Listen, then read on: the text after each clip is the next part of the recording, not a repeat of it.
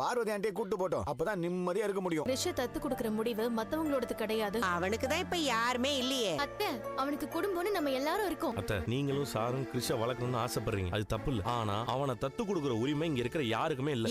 நீங்க தானமா சொன்னீங்க அவன் அந்த குடும்பத்து பையன் இல்லன்னு. அப்ப தத்து கொடுக்குற உரிமை மட்டும் எப்படி வந்துச்சு? கிறிஷ தத்து கொடுக்குற உரிமை எங்களுக்கு இல்ல. முதல்ல அவனுக்கு உங்க கூட வர்றதுக்கு விருப்பம் இருக்குதா இல்லையான்னு பாக்கணும். இல்ல, நான் போக மாட்டேன், நான் இங்கே இருக்கேன் அங்கிள். டேய், அவங்க தான் உன்னை கூப்பிடுறாங்கல்ல, உனக்கு சாக்லேட் எல்லாம் வாங்கி கொடுப்பாங்க, அவங்க கூட போ. மாட்டேன், நான் போக மாட்டேன், நான் இங்கே தான் இருப்பேன். அதான் அவன் பாட்டி இருக்காங்கல்ல, அவங்கள கேட்காம நம்மளா முடிவெடுக்கிறது தப்புதான். பேசாம அவனை அனுப்பி வைக்கிற வழியை பாருங்க. நீ ஏன்டா இவ்வளவு துடிக்கிற? உனக்கு என்ன அடி வாங்குறது? நான் தான். அவனுக்கு இங்க இருக்கதான் பிடிச்சிருக்கு. அதுக்கப்புறம் அவனை கட்டாயப்படுத்தி கூட்டிட்டு போறது சரியா இருக்காது. அப்ப நாங்க கிளம்புறோம் சார். எனக்கு ஒரு விஷயம் தோணுது, நம்ம ஒரு இடத்துக்கு போயிட்டு வருவோமா? எங்க போறோம்னு தான் சொல்லுங்களேன். கிறிஷோட எதிர்காலம் நல்லா இருக்கணும்னு நான் ஒரு விஷயம் யோசிச்சிருக்கேன். நீ வா, நான் சொல்றேன். மேடம், எங்களுக்கு தெரிஞ்ச ஒரு பையன் இருக்கிறான் மேடம், பேரு கிறிஷ். அவன் இப்ப எங்க வீட்டுல தான் மேடம் இருக்கிறான். அவனுக்கு அப்பா அம்மா கிடையாது. அவன் எதிர்காலத்துக்காக நாங்க அவனை தத்து எடுக்கலாம்னு முடிவு பண்ணிருக்கோம். அதுக்கு சட்டப்படி என்னென்ன செய்யணும்னு எங்களுக்கு தெரியாது மேடம். அதுக்காக தான் உங்கள்ட்ட விசாரிக்கலாம்னு வந்தோம். ப்ரொசீஜர் இருக்கு சார். ஆக்சுவலா கேரான்ற ஒரு மையத்துல இந்த அடாப்ட் பண்ற ப்ரொசீஜர்லாம் நடக்கும். அப்படின்னு என்ன madam? Central adoption resource authority அந்த மையத்துல தான் எல்லாம் ரெஜிஸ்டர் பண்ணணும். அவங்க தான் டிசைட் பண்ணுவாங்க. ஃபர்ஸ்ட் உங்க பேக்ரவுண்ட் செக் பண்ணுவாங்க. நீங்க அதுக்கு எலிஜிபிளான செக் பண்ணி பாப்பாங்க. ஆன்லைன்ல ரெஜிஸ்டர் பண்ணணும். சைல்ட் வெல்ஃபேர் கம்யூனிட்டில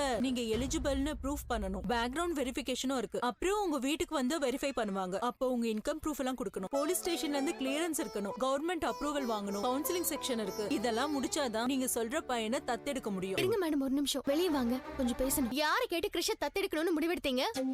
நான் உங்களுக்கு பொண்டாட்டிங்கிற ஞாபகம் இன்னும் உங்களுக்கு இருக்கா?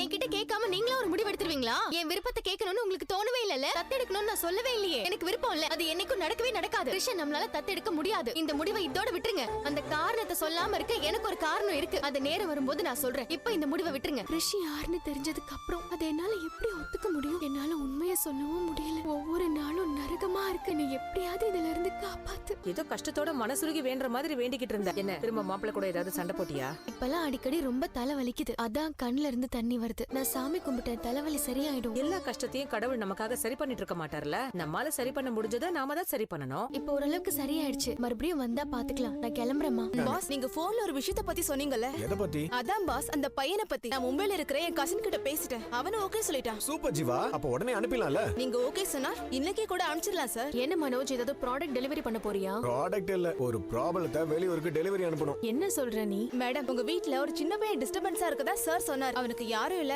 யாராச்சும் கேட்டா கொடுத்துடலான்னு பாஸ் சொன்னார். மனோஜ், இந்த பொண்ணு யார பத்தி சொல்றா? அதான் அந்த கிறிஷ்மா. இப்ப நம்ம வீட்ல இருக்கிற பெரிய ப்ராப்ளமே அவன் தானே. அவனை எங்கேயாவது அனுப்பி வைக்க முடியுமான்னு ஜீவா கிட்ட கேட்டிருந்தேன். அத பத்தி தான் அவ சொன்னா. என் பையனுக்கு ஒரு பிரச்சனைனா நான் வருவேன்டா.